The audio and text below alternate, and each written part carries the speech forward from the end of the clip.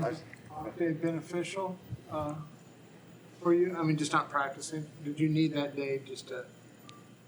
Yeah, yeah. I appreciate them for doing that. Like I said, I want to be out there, but I just appreciate them for letting me take that day. So it's not you saying, "Hey, I need a."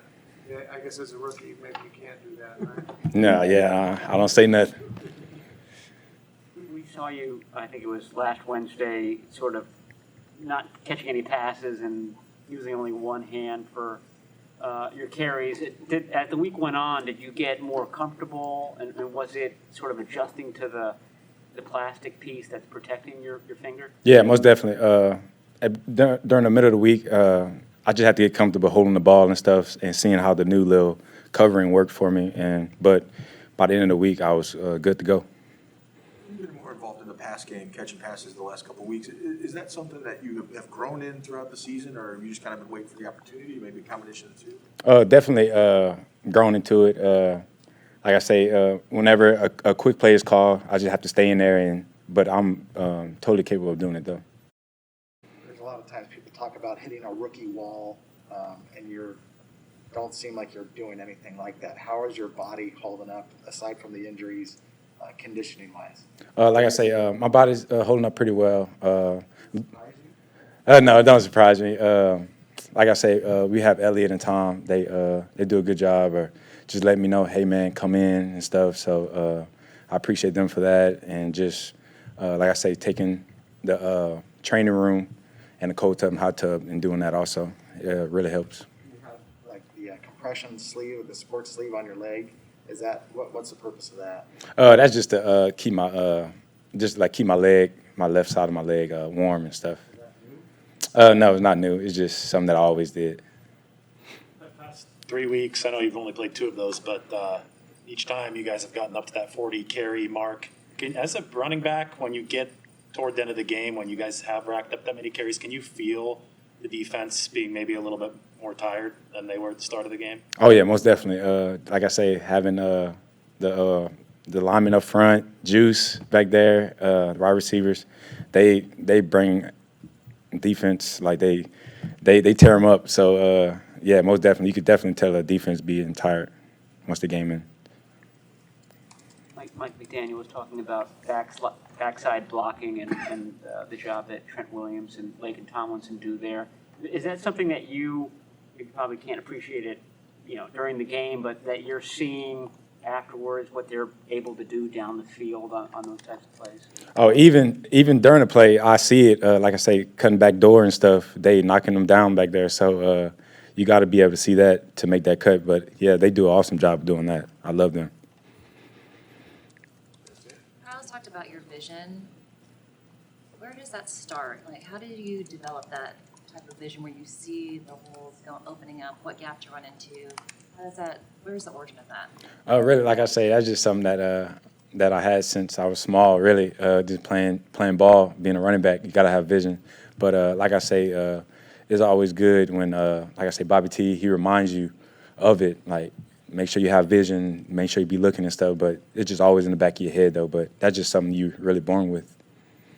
With that, what is Bobby having you do to even enhance your play more at this point in the season? Really, like I say, Bobby T, he do a good job of just when you watch film, he lets you know, like, hey, look at this. Like, he asks you where you should have cut at right here. So he just making it known, or just keeping it in your head, like, okay, this is where it's gonna be at, or look, you should have done this. So he do a really good job of that. When you watch film of the Seahawks, what do you see out of Bobby Wagner? Oh, he's aggressive linebacker. Like I say, he's been in the game a long time now. So, like I say, he's aggressive, but you just got to bring it. What about just going to Seattle and being in that environment for the first time? Do you look forward to going to certain stadiums? Yeah, everybody tell me the stadium's loud and stuff, and it's gonna be a good crowd. So, but like I say, I treat every game. We all treat every game the same. Thank you. Hello. Great, how are y'all? Has it been fun for you to have Eric move inside more often? I asked him that. Has it been better for you inside? He likes it in there. I like him. I like it when he's in there with me. I mean, it's tough to run the ball when both of us are in there. So I like that. Yeah. Like Maurice Hurst is getting closer to returning to the field. What would he bring to this defense if he's out there on Sunday? I think he showed that briefly in was it 2 games that he played. He made an impact immediately. He's an instinctive guy, as a bunch of us are. He can make plays, and that's what we need. But can't wait to get him back. What is city team something that was important to you for My Cause My Cleats? Honestly, me and my wife were looking for an organization that was kind of smaller, but just along the lines of homelessness is something that's always been close to my heart. Seeing the homeless breaks my heart every time. So who would I be not to help? I don't mean to jinx you, but you have stayed on the field. I know that's been an emphasis in the past. There's only so much you can do. But anyway, how big a deal is it to you that you've been able to play 11 of 11 games? That's huge. For me, it's huge. Like you all know, I haven't been on the field the past few years for all the games. It's something here and something there, but it's a blessing to be on the field for 11 out of 11 games, and hopefully we can make the rest. One of the games that you missed in 2019 was the big one at Seattle. Yeah. Where were you? Were you at that game? Where did you watch it from? I think, I was there. I was there. I was actually there. I got to experience it. I was in the locker room after everything. It just didn't feel right to me, just not being able to. I celebrated, but it was a different celebration for me. It was like dang, I could have been a part of that. But God has his plan, so. A lot of guys have spoken about their kind of almost rituals during the final drive. I think Debo said he didn't even watch because he couldn't, was too to nervous. watch the defense? Yeah, it was. So what were you doing during that final drive? I think I was pretty sure we were gonna make a stop. I can't even tell you exactly what I was doing, but all I know is when they said that Dre stopped him, I just went crazy, just like everybody else. But that was a moment I'll never forget. Never. I spoke about how Nick Bosa and Trent Williams are so cerebral when they're breaking down pass rush plays and how to just their technique. What have you seen from both of those two through the last 2 years? Maybe Bosa while he's coming back from injury as well. Technicians, they inspire me. Bosa for the most part inspires me. Just watching him develop his game, because that's what he does. He's developing. He doesn't just stop. I'm Nick Bosa. I can just come out here and play. No. He wants to develop. He's in the weight room every day. If you could see, before practice, he's the first one on the field. He's a technician, and I love that about him. What did you learn from him playing next to him? That if he's on my side, get ready to rush outside, get ready to run down the quarterback. Does it surprise you how technical he is? There are some people that, their physical prowess makes them a better player, but the fact that, he's such a student of the game as well. It doesn't surprise me, knowing that family's history. It's a great family. The bloodline will be strong for a long time. But he's a technician, so you can't. There's nothing really to judge about him. He's a tough-minded guy, real low-key, and he just likes to work. Since Russell Wilson came back, he hasn't looked quite right. The offense hasn't looked quite right.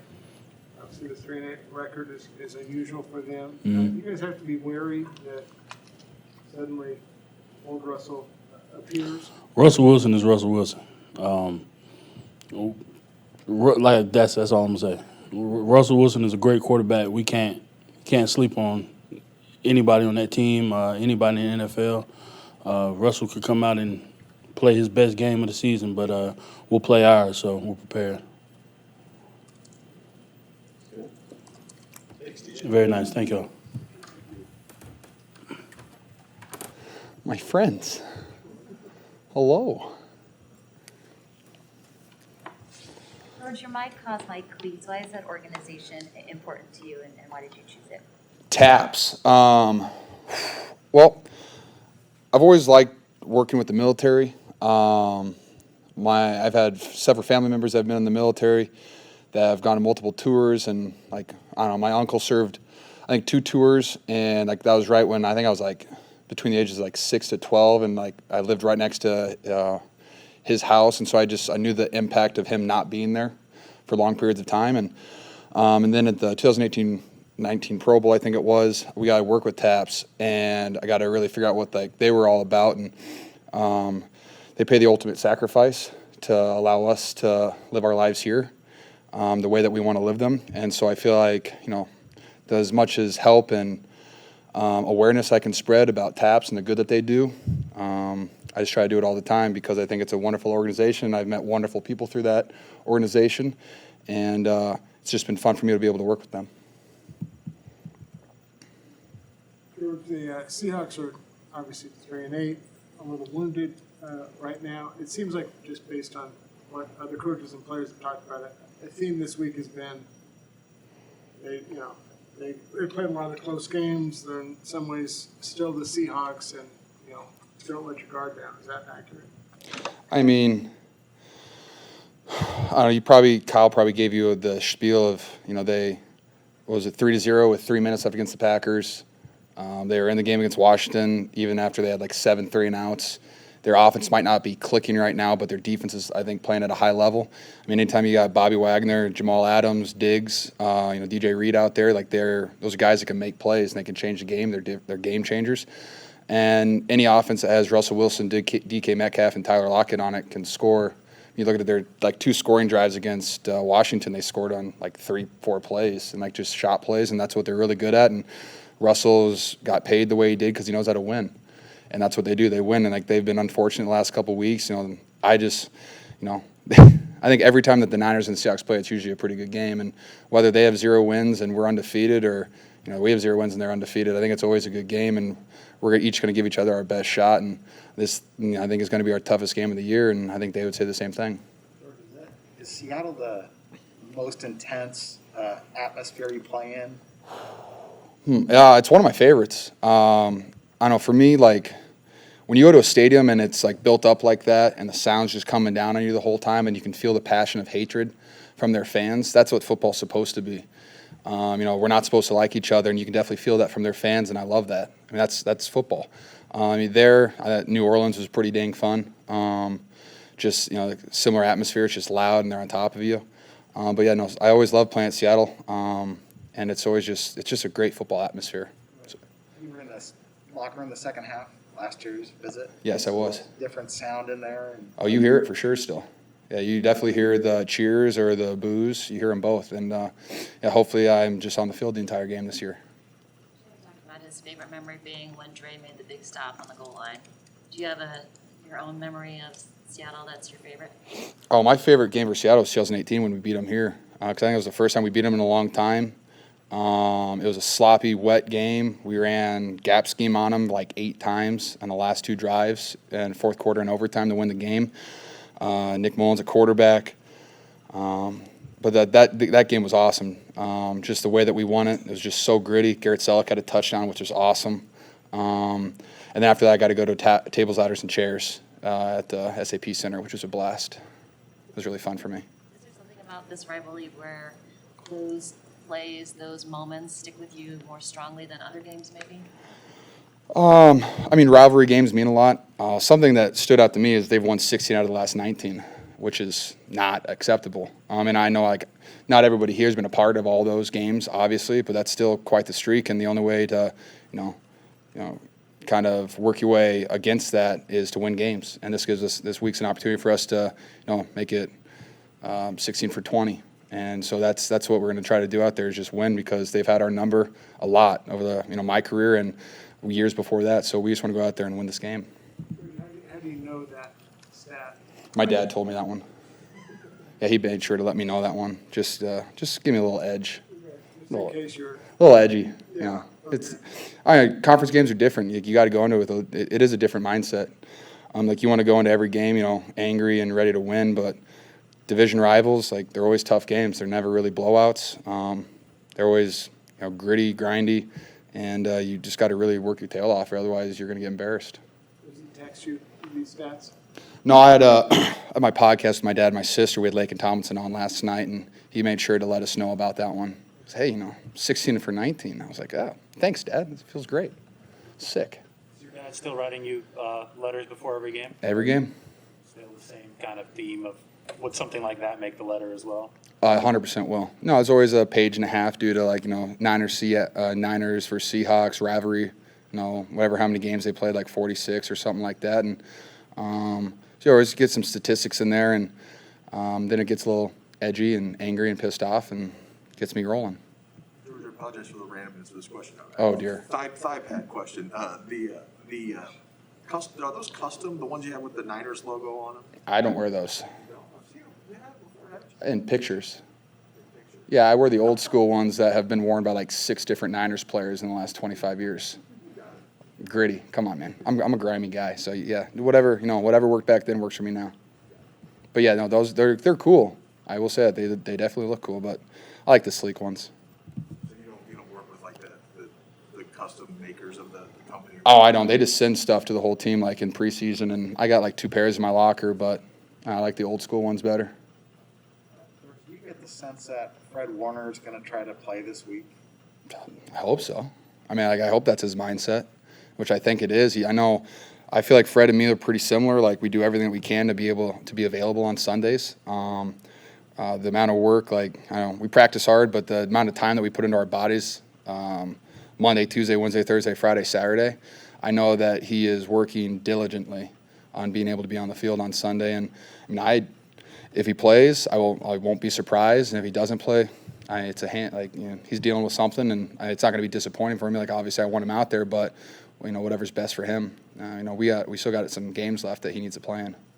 Can you walk me through what your routine is when you get the game plan, the first time you get the game plan for the week? And is there a certain spot that you go to, something that you look for? Is it something that you're eager to see? Is what Mike and Kyle have come up with each week? We always start out with the pass install, so first and second down pass game. I just follow along with Kyle. He details up almost every single play, and it's just fun to listen to him talk about how specific the route needs to be, whether it's the depth, the angle, how you run on a certain player. It pulls up clips to compare it to show you what it's supposed to look like. I just try to follow along, and I know there's always a couple pages in there that I get a couple plays here and there that I'm excited about, but I'm overall just excited to see all the things that we have up and how different it is from last time or how similar it is. And then the run game's always fun too because McDaniels installs that, and those are always really fun installs. He's an exciting person to listen to talk.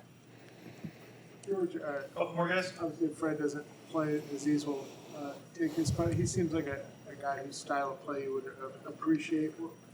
What do you, I don't know, I guess, in watching him, do you enjoy the way he gets after it? It reminds me of Jeff Wilson. That's like the comparison that I see. I think they go to a dark place and they just kind of, once they put that helmet on, it's football and that's it. And he might be out of place once in a while, but that guy flies around and hits people very hard. And when you're on offense, you feel those hits, and you feel guys that bring it every single play, whether it's the first quarter, whether it's the fourth quarter, whether it's play 18 of a drive or the first play of a drive. Like guys that bring it every single snap, they're different. They're difference makers. They're game changers. And Aziz is playing some really good ball right now, and I'm excited to see him. Whether Fred plays or not, but watching Aziz is always fun. Very guys. Thanks, George. Thanks, guys. Yesterday, Kyle was saying, talking about your kind of cerebral approach to the game and some of the conversations that he's overheard you have with Trent Williams and how technical they get. Can you just lend some insight into what those conversations are like when you and Trent are having a back and forth about pass rush?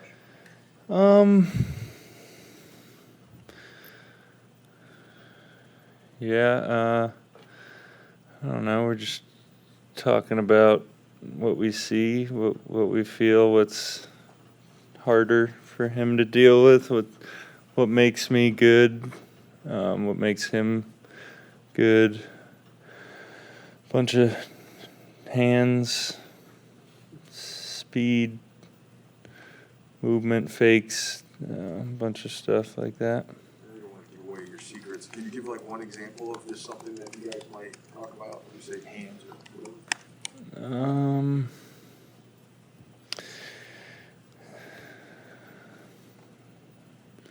I don't know. I don't know. Trent's good at, one time Trent, I forget what it was. I don't know. You just see Trent doing stuff in the middle of reps that guys usually wouldn't think of. Like if I'd get him on a power, and usually guys would just be struggling to anchor and sit on it. He'll be jumping back to get low, and then he'll swipe an arm down and grab me and pull me in, and so just stuff like that. I don't know. I don't mean to imply that the cerebral part hasn't been a part of your game in the past, but I'm curious, coming off of the injury, was that something that you felt like you needed to ramp up at all? Maybe studying more a little bit to help you kind of get confidence back and that kind of thing? Cerebral. I don't know if I'd. I think that kind of just comes with playing. I was actually thinking today, like why I haven't missed as many sacks this year as 2019, and I always thought in 2019 like I needed to do more drills where I'm actually taking down the quarterback, and like I would always think like, what is he gonna do? What is he gonna do when I get through and it's just me and him? And it's not about me doing things differently. It's just about me playing more, and it kind of just happened. So I've been more efficient with that. Would you say that you were overthinking it in 2019? Possibly, yeah. Trying to correct things that really didn't need correcting. As far as the hand stuff, some people in the past, defensive linemen in the past, had done martial arts and things like that to increase speed and things of that nature. Have you done anything like that? No. It's always been kind of natural for me, just feeling out where my hands are, and sometimes guys ask me how I do it, and I really don't have an answer. Yeah, I don't even think I look at the lineman when I'm rushing him. I think my eyes are in the backfield. So Coach Johnson at Ohio State definitely gave me a good groundwork on how to use my hands, but I feel like that's always been my strength, even since high school. Do you still stay in touch with Coach Johnson? Yeah, I do. He's super busy right now with the season, but we talk every once in a while. Is that a coaching point for defensive ends to have your eyes in the backfield as you're engaging with? I don't know. I don't know if that. Sometimes I try to tell myself to look at what I'm doing, like look at my work and not worry, like get my eyes in the backfield when once I win. But I don't know. I feel like it's different for different rushers, like what exactly they're looking at. You keep more of a mental file of offensive tackles or quarterbacks? Mental file, definitely tackles. Yeah. Are there certain quarterbacks you hate?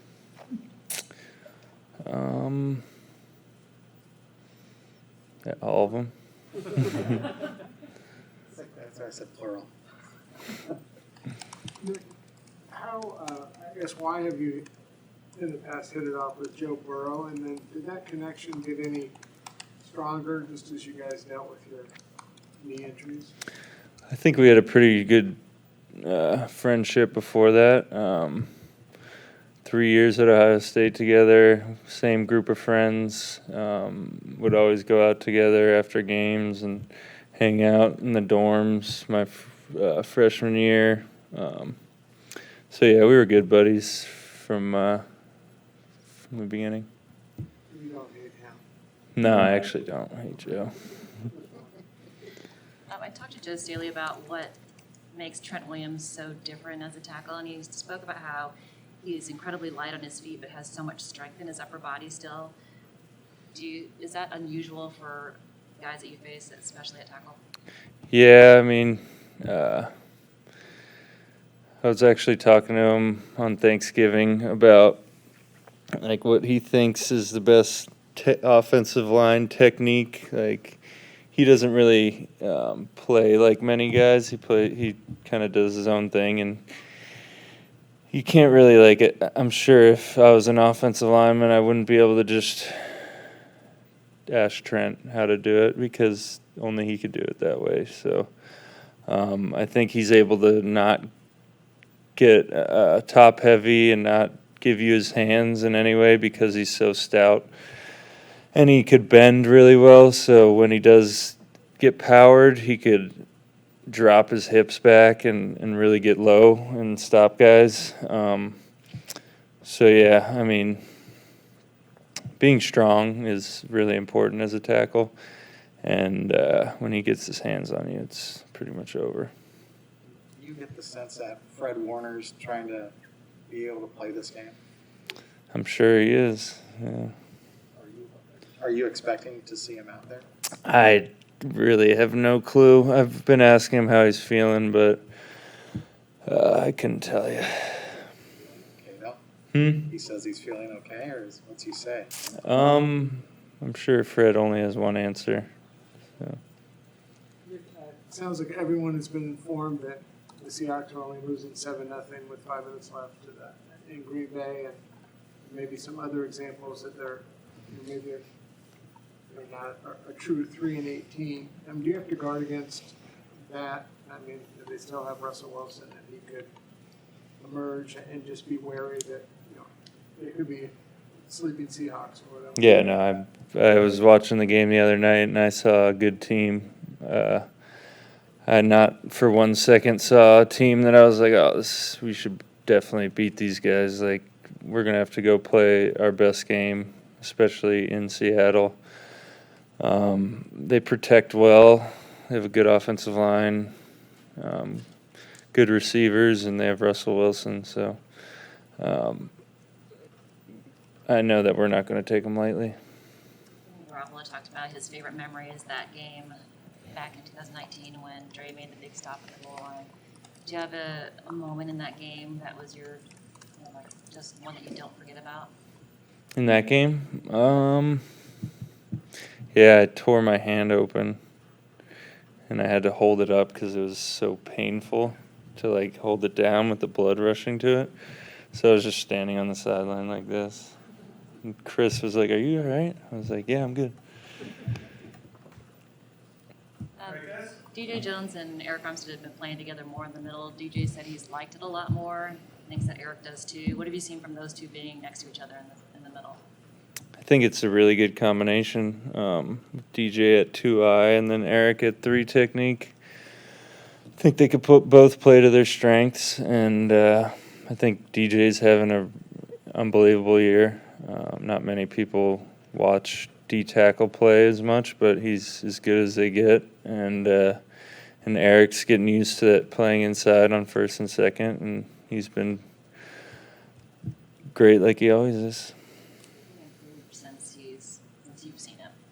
Hmm? What has DJ improved upon since you've seen him, Eric? I think just consistency and keeping a routine and a good work ethic throughout the whole season, and just really locking in and